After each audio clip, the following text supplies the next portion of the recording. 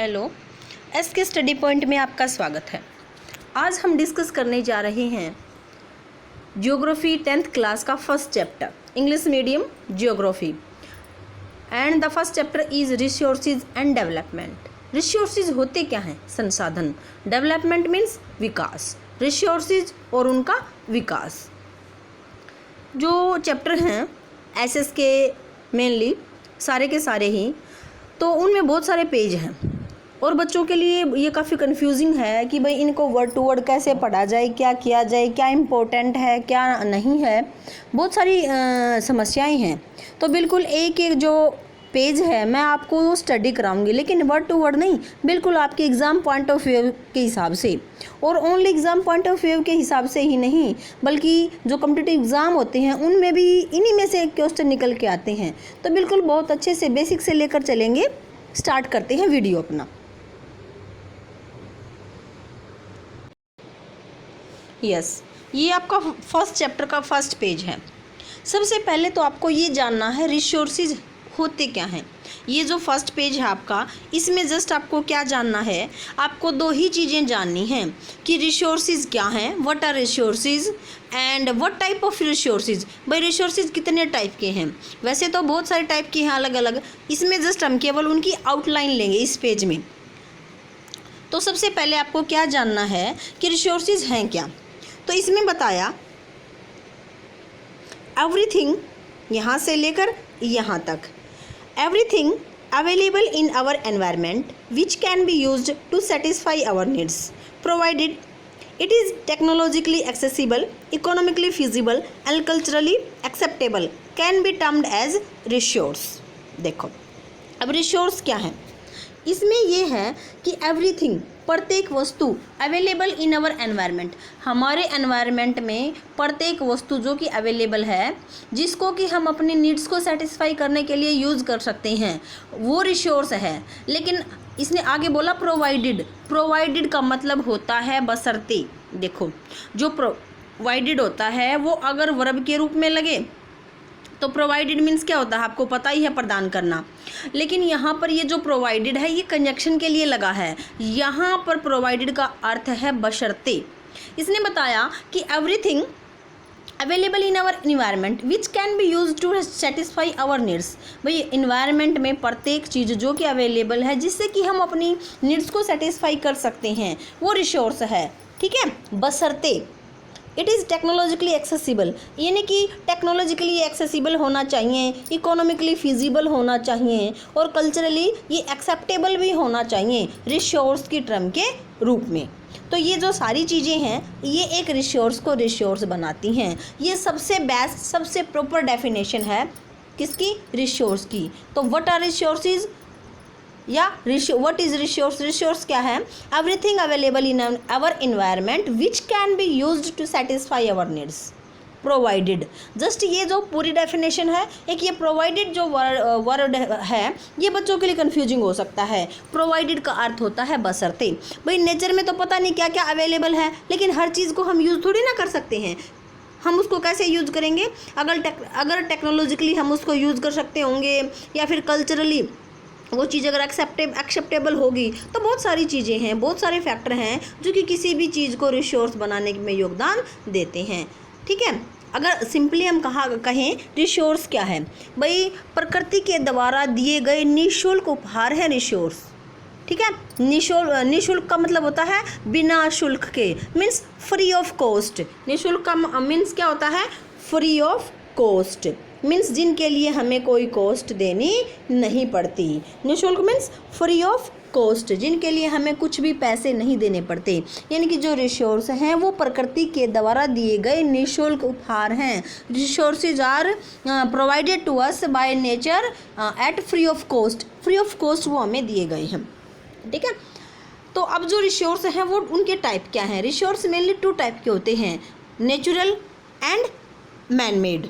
ठीक है, sorry, natural and human. हमने मैन मेड भी पढ़े हैं, लेकिन इस पॉइंट ऑफ व्यू से 2 प्रकार के होते हैं, नेचुरल एंड ह्यूमन। यानी कि जो नेचुरल रिसोर्सेज हैं वो फिर आगे कई डिवाइडेशन है, लेकिन जो ह्यूमन है उसको भी क्या माना गया है, एक रिसोर्स माना गया है। यानी कि जो ह्यूमन है वो भी एक रिसोर्स है। ठीक है, तो नेचुरल रिसोर्स और ह्यूमन रिसोर्स, मनुष्य खुद भी एक रिसोर्स है, ये बात ध्यान रखना आप। ठीक है, जो नेचुरल रिसोर्स हैं वो आगे 2 टाइप के होते हैं, रीन्यूएबल और नॉन रीन्यूएबल। देखो ये जो SST है ना, SST इससे आसान सब्जेक्ट नहीं है। कैसे, जस्ट इसको अपनी सराउंडिंग से जोड़ के चलो आप। इसने बोला रीन्यूएबल और नॉन रीन्यूएबल। री मीन्स दोबारा, न्यू मीन्स नया, जिसको दोबारा नया किया जा सके, और नॉन रीन्यूएबल जिसको दोबारा नया न किया जा सके। तो दोबारा नए होने वाले रिसोर्स कौन कौन से हैं, जैसे विंड है, सनलाइट है। भाई आज सूर्य निकला हुआ है, कल फिर से निकल आएगा, चाहे आज हम इस सनलाइट को कितना ही यूज़ कर लें, कल फिर से ये हमारे लिए अवेलेबल हो जाएगी। ठीक है, लेकिन जैसे हमने पेट्रोल को यूज़ कर लिया, हमने पेट्रोल को आज यूज़ कर लिया, वो कल हमारे लिए उतना ही अवेलेबल हो जाएगा, हमें दूसरा खरीदना पड़ेगा। यानी कि वो हमारे लिए अवेलेबल, जो हमने यूज़ कर लिया वो अवेलेबल दोबारा नहीं होगा। तो जो पेट्रोल है वो नॉन रीन्यूएबल है। री मीन्स दोबारा, न्यू मीन्स नया होना, तो रीन्यूएबल मीन्स जो दोबारा नए हो सकते हैं। आपको पता है विंड है, सनलाइट है, बहुत सारे रिसोर्सेज हैं ये। और नॉन रीन्यूएबल कौन से हैं, जो दोबारा नए नहीं हो सकते।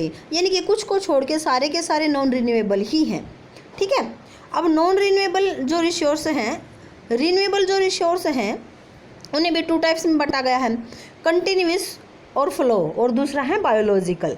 जैसे कंटिन्यूस और फ्लो वाले क्या हैं, विंड और वाटर हैं और सनलाइट है। ठीक है, और जो बायोलॉजिकल हैं वो क्या हैं, नेचुरल एंड वाइल्ड लाइफ। जैसे भाई पेड़ पौधे हैं, हम इनको किस में मानते हैं, रीन्यूएबल में इनको काउंट किया जाता है, क्योंकि हमने बीज से पौधा उगाया और उग जाएगा। ठीक है, कुछ टाइम लगेगा, कुछ साल लगेंगे, 2-3 साल में पेड़ बड़ा होगा, लेकिन हो सकता है, पॉसिबल है। लेकिन जैसे पेट्रोल है, नेचुरल गैस है, ये जो रिसोर्सेज हैं इनको बनने में लाखों करोड़ों साल लग जाते हैं, तो हम इनको नॉन रीन्यूएबल की कैटेगरी में रखेंगे।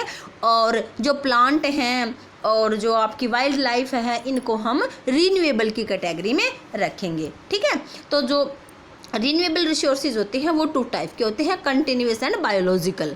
और जो बायोलॉजिकल रिसोर्सेज हैं वो आगे चल के 2 टाइप के हो जाते हैं, natural vegetation and wild life. ठीक है, और जो नॉन रीन्यूएबल हैं वो कितने टाइप के होते हैं, वो भी 2 टाइप के होते हैं, रिसाइक्लेबल और नॉन रिसाइक्लेबल। रिसाइक्लेबल, री मीन्स दोबारा, साइकिल को आपको पता है, जैसे वाटर साइकिल सुना होगा आपने। जैसे वाटर साइकिल होता है कि वाटर का साइकिल चलता ही रहता है, उन्हें बार बार यूज़ किया जा सके किसी चीज़ को, रिसाइकिल यानी कि रिसाइकिल किया जा सकता है या नहीं। जैसे मेटल्स हैं भाई, हमने किसी मेटल से कोई चीज़ बनाई, जैसे लोहा है, लोहे को पिघलाकर कुछ बनाया। ठीक है, कोई चीज़ हमने बनाई, वो ख़राब हो गई, मीन्स यूजेबल नहीं रही, तो हमने उस लोहे को बेच दिया। खरीदने वाले आते हैं, आप भी देखते हैं, उसको फिर से पिघलाकर फिर से कोई नई चीज़ बना दी। ठीक है, तो ये क्या हो गए, रिसाइक्लेबल हो गई, जैसे मेटल्स। और एंड नॉन रिसाइक्लेबल जैसे फॉसिल फ्यूल्स हैं भाई, फ्यूल्स है, उसको यूज़ कर लिया तो कर लिया, ख़त्म, बस, ये नॉन रिसाइक्लेबल।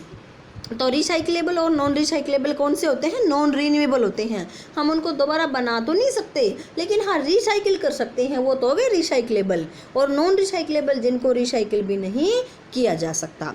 तो हमने डिस्कस किया कि जो रिसोर्सेज हैं वो 2 टाइप के होते हैं, नेचुरल एंड ह्यूमन रिसोर्सेज। ठीक है, जो नेचुरल रिसोर्सेज हैं वो 2 टाइप के होते हैं, रीन्यूएबल और नॉन रीन्यूएबल। अब जो रीन्यूएबल हैं वो 2 टाइप के हो गए, कंटिन्यूस और बायोलॉजिकल। बायोलॉजिकल फिर जाके 2 टाइप के हो गए। ठीक है, वाइल्ड लाइफ और नेचुरल वेजिटेशन या फॉरेस्ट्स। ठीक है, और नॉन रिन्यूएबल है वो भी 2 टाइप के होते हैं, रिसाइक्लेबल और नॉन रिसाइक्लेबल। अब ह्यूमन रिसोर्स होते हैं, उनके बारे में भी 2 चीज़ें इन्होंने बताई, structures and institutions, quantity and quality. जो ह्यूमन रिसोर्स हैं वो 2 चीज़ों पे बेस्ड हैं, structures and institutions and quantity and quality, ये 2 चीज़ें हैं। ठीक है, नेक्स्ट पेज निकालते हैं।